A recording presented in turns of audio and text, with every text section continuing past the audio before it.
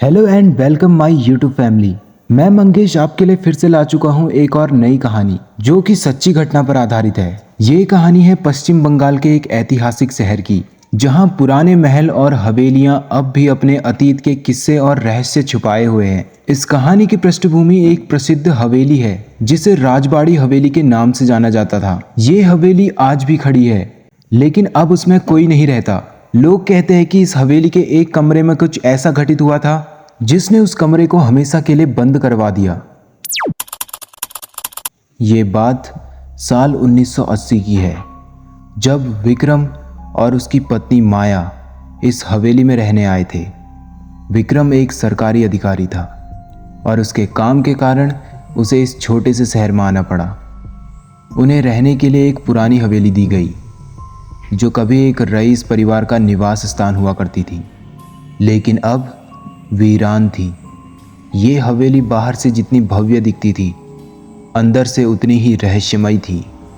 हवेली में कुल 20 कमरे थे और हर कमरे में पुराने ज़माने की छाप थी। हवेली का एक माहौल कुछ अजीब सा था, जैसे वहाँ हर कोना कोई कहानी कहने के लिए बेचैन हो।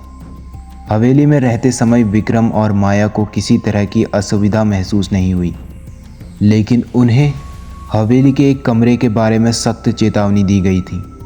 वो कमरा था कमरा नंबर 13। उन्हें बताया गया कि ये कमरा हमेशा के लिए बंद है और किसी को भी इसे खोलने की अनुमति नहीं है।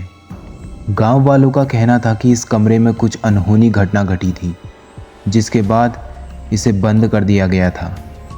विक्रम और माया ने शुरुआत में इस चेतावनी को गंभीरता से नहीं लिया। उन्हें लगा कि ये सिर्फ एक पुरानी डरावनी कहानी होगी जिसे गांव के लोग पीढ़ियों से सुनाते आ रहे होंगे। माया को हवेली के अंदर घूमने में मज़ा आता था, लेकिन वो कभी उस बंद कमरे के पास नहीं जाती थी। वो कमरे का भारी लोहे का दरवाज़ा और उस पर लगे बड़े ताले को देखकर ही सिहर उठती थी। कुछ हफ्ते बीत गए और विक्रम को एक दिन अचानक हवेली में कुछ अजीब सी आवाज़ें सुनाई देने लगी। वो सोचा करता था कि शायद वो उसकी कल्पना है, लेकिन आवाज़ धीरे धीरे बढ़ने लगी। रात के समय हवेली में हल्की सरसराहट, किसी के चलने की आवाज़ें और कभी कभी दरवाज़ों का अचानक से बंद होना और खुलना विक्रम और माया को बेचैन करने लगा। एक रात विक्रम और माया अपने कमरे में सो रहे थे। आधी रात को माया की नींद अचानक टूट गई। उसे ऐसा लगा जैसे हवेली में कोई उनके कमरे के बाहर चल रहा हो। उसने विक्रम को जगाया और दोनों ने दरवाजे की ओर ध्यान से सुना। बाहर कोई धीरे धीरे चल रहा था, मानो किसी का भारी कदमों का बोझ दरवाजे तक आ रहा हो। विक्रम ने हिम्मत कर दरवाज़ा खोला, लेकिन बाहर कोई नहीं था।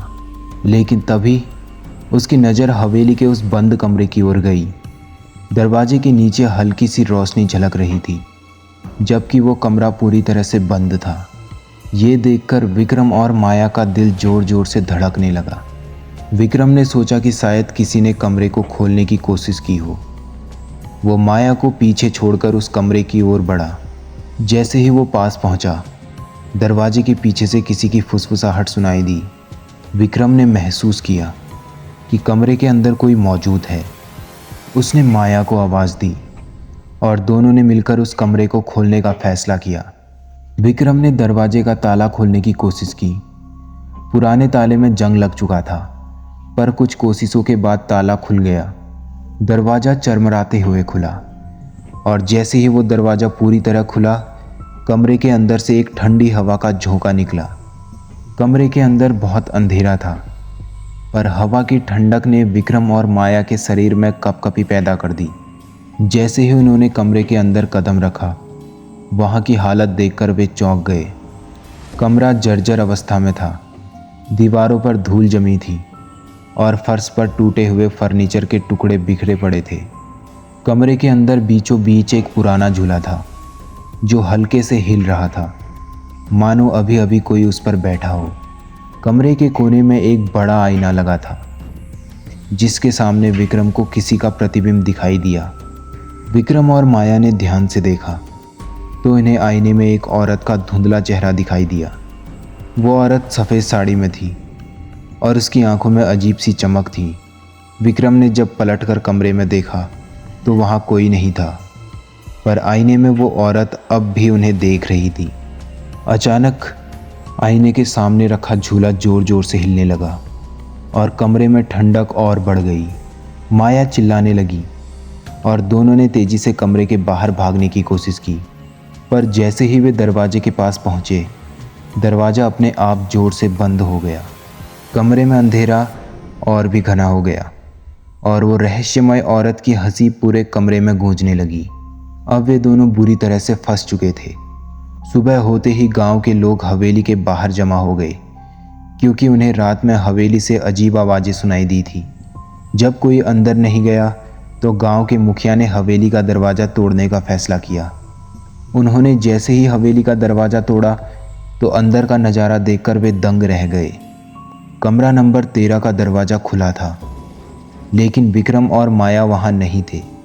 कमरे के अंदर सिर्फ एक पुराना झूला था जो धीरे धीरे हिल रहा था और दीवारों पर अजीब अजीब निशान बने हुए थे, जैसे किसी ने नाखूनों से उन्हें खरोंचा हो। विक्रम और माया का कोई अता पता नहीं चला और इस घटना के बाद हवेली को पूरी तरह से बंद कर दिया गया। बाद में गांव के बुजुर्गों ने बताया कि इस हवेली में कभी एक रईस परिवार की बेटी रहती थी, जिसने उस कमरे में आत्महत्या की थी। तभी से कहा जाता है कि उसकी आत्मा उस कमरे में भटकती रहती है और जो भी उस कमरे को खोलता है वो गायब हो जाता है। विक्रम और माया के साथ जो हुआ वो उसी पुराने रहस्य का हिस्सा बन गया। अब हवेली वीरान पड़ी थी और गांव के लोग उस तरफ जाने से भी डरते थे। रात होते ही हवेली के चारों ओर सन्नाटा छा जाता है और लोग कहते हैं कि अगर आप हवेली के पास खड़े होकर ध्यान से सुने तो आपको झूले की धीमी आवाज़ें भी सुनाई देगी। ये कहानी इस बात की याद दिलाती है कि कुछ रहस्य कभी नहीं सुलझते और पुराने घाव कभी कभी भूत बनकर हमारे सामने आ जाते हैं। कमरा नंबर 13 की कहानी आज भी लोगों के दिलों में डर और रहस्य पैदा करती है और इस हवेली का नाम सुनते ही लोग सहम जाते हैं। आशा करता हूँ कि आपको ये कहानी अच्छी लगी होगी। कहानी अच्छी लगी तो इस वीडियो को लाइक कर देना और ऐसे ही कुछ अनसुने और सच्ची घटना पर आधारित कहानियों को सुनने के लिए इस चैनल को सब्सक्राइब कर देना। मिलते हैं फिर किसी नई कहानी के साथ।